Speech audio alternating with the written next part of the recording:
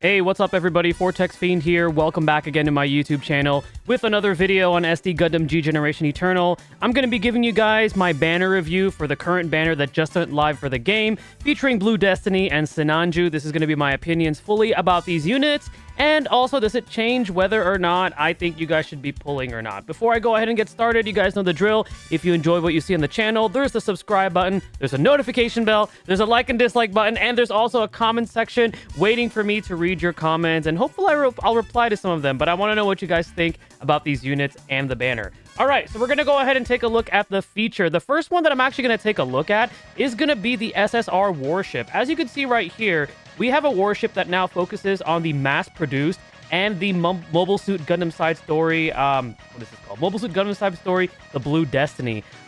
So any type of units that have these prerequisites are going to get up to a 26% stat boost, assuming that you pull enough copies to max limit break it. And what I love about this SSR ship is that it has HP restoration, so it's actually not bad. If you manage to pull this warship, assuming that you're going to be pulling on this banner at all, this SSR warship is actually not too bad, and it's probably one of the better SSR warships that I've seen thus far. So all in all, pretty solid SSR warship.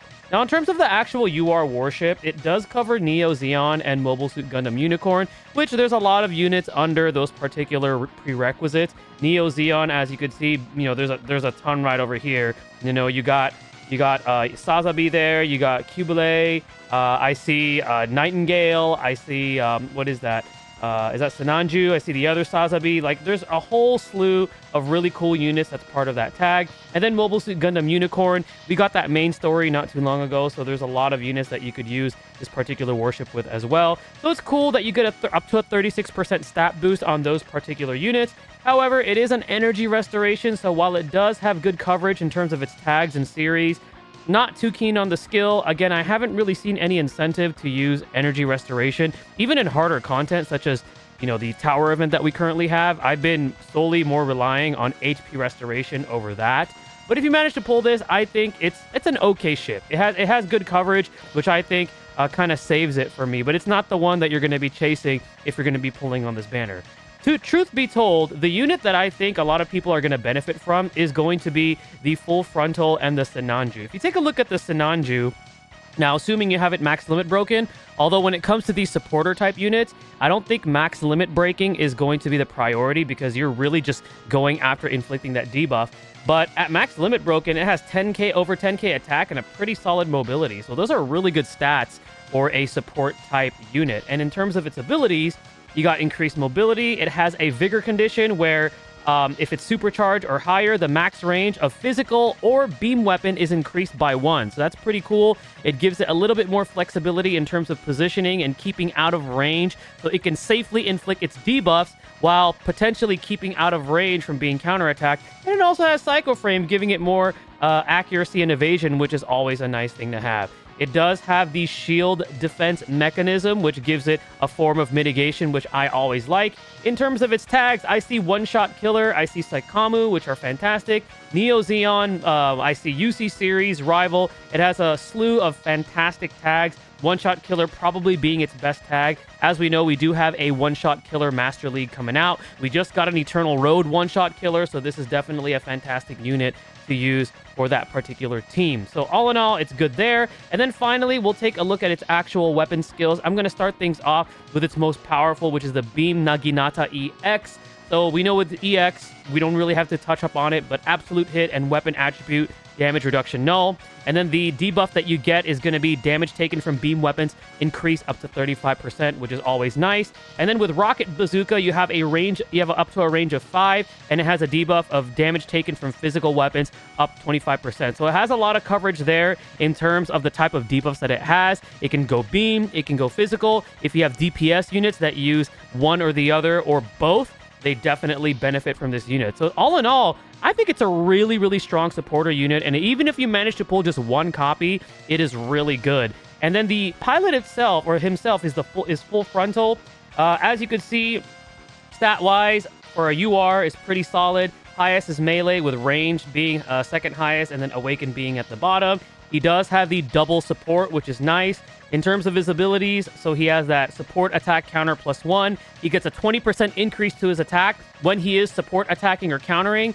He does get an increase of MP by 6, being Cyber new type. And then his EX ability gives him another support attack and counter. And then if he's piloting Sinanju and if his vigor is at supercharge or higher, he gets additional movement by 1, which again gives him better flexibility, better efficiency for positioning, and staying out of harm's way while being able to inflict the debuffs that he has. And then if he's piloting Neo Zeon, he's going to be increasing the damage he deals to enemies by 15%. So that Neo Zeon tag gives him some fantastic flexibility if you want to use him in other Neo Zeon units. More than likely, you're probably going to use him on his own, but if you decide to use him in other ones, you do get that as well for the prerequisite. And then afterwards, he gets that 5% increase to melee, which is always nice. In terms of his skills for a support-type pilot, all 3 of his skills are fantastic. He has increased range damage by 20%, increasing the amount of range damage that he does.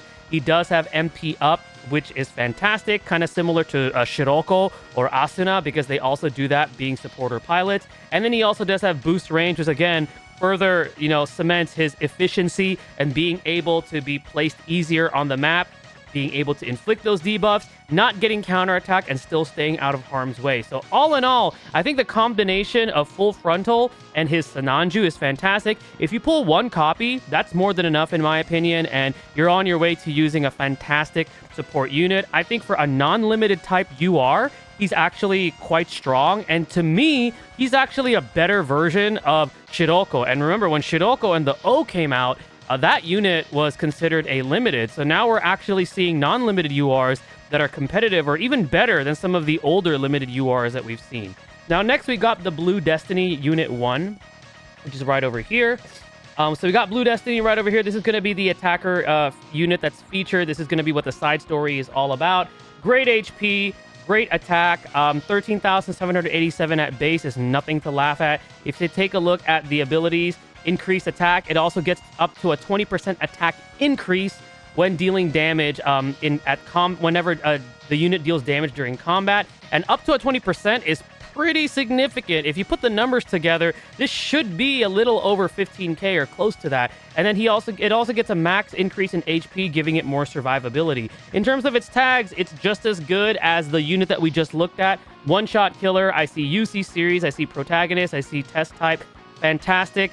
One-shot killer being the most valuable tag right now that this unit has. It has shield defense, giving it a form of mitigation, which is nice. And then if we take a look at its actual weapons, it has the Blue Reaper EX, which has a really high power at base at 7,560 at level 5. This increases up to 17%, so you're looking at over 8k right there. It also does have, again, absolute hit, weapon damage, weapon attribute damage reduction null. But this one wants you to be up and close, so you just want to keep that in mind. But it is a pretty good skill, in my opinion, and is very, very powerful.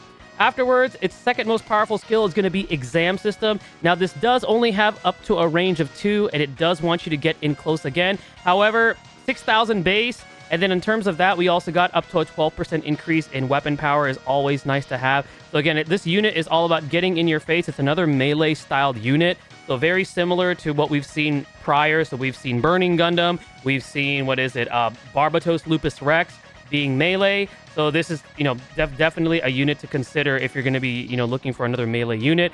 However, because this unit is not limited, I myself still say pass on it. But if you are looking for another strong melee unit, you missed out on Burning, and you have no interest in Lupus Rex, maybe this could be a unit you can consider pulling on. Just know that it's not limited, so it will be in future banners after it leaves. And finally, the pilot is going to be Yu Kajima, having a very high melee stat of 848, very competitive, is up there with Domon, is up there with Master Asia, is up there with attacker version of Mikazuki.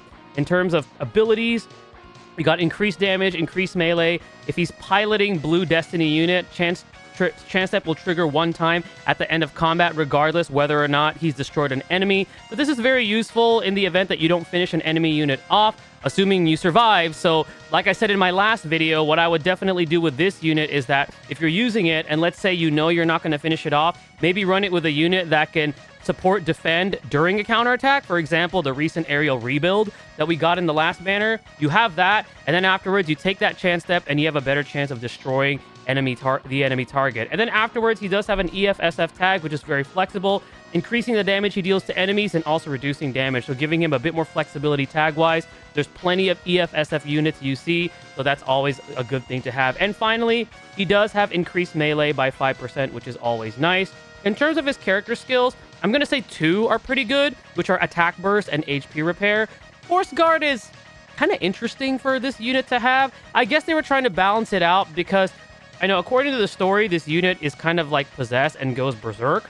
But at the same time, I see why they gave it this. So then that way it can kind of fall back and kind of, get some of the or repair some of the damage that it's done to, or like maybe reduce the amount of damage that it takes. So it's kind of nice to have that, but I would have rather had maybe like increased melee, or for example, increased range, like the range of its weapons or something like that, or even like increased mobility, giving it an additional move for 1 turn. But Force Guard is okay. I would say 2 of his 3 abilities are good, with the other one just being okay. But all in all, very solid pilot. So it is I would say it's a pretty solid banner overall for units and warships that are not limited whatsoever. However, because we have that knowledge, you must caution, especially if your diamonds are running low, unless any of these units are your favorite. And I know I've been very tempted to pull for Sinanju because I like that unit. It looks really cool and it's actually really good. But knowing that they're not limited, I highly recommend that you still consider passing on this banner. Reason being is we're probably going to be seeing something around the holiday season. I know I've been repeating myself a lot in my videos. And then afterwards, time moves so quickly, guys.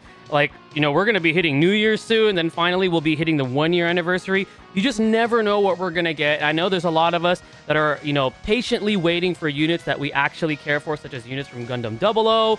We still got some units from, like, Seed, for example. I know Seed still has its hype that haven't come out yet. Gundam Wing, for example, is another one. So there's plenty of units to wait for that we know that they're definitely going to hype up and probably going to be very powerful and competitive to what we currently have. So unless any of these are your favorite, I would still say pass. But as a whole, objectively, I think they're both really good. And in my opinion, Sinanju and Full Frontal are the prize of the banner. But you guys let me know what you guys think about this banner. Do you think any of these are worth pulling for in your opinion? Which ones did you pull for, and how far did you go in your pulls? I'd love to hear it in the comment section. Thank you guys again for watching. Stay tuned for the next video, and stay blessed, everybody.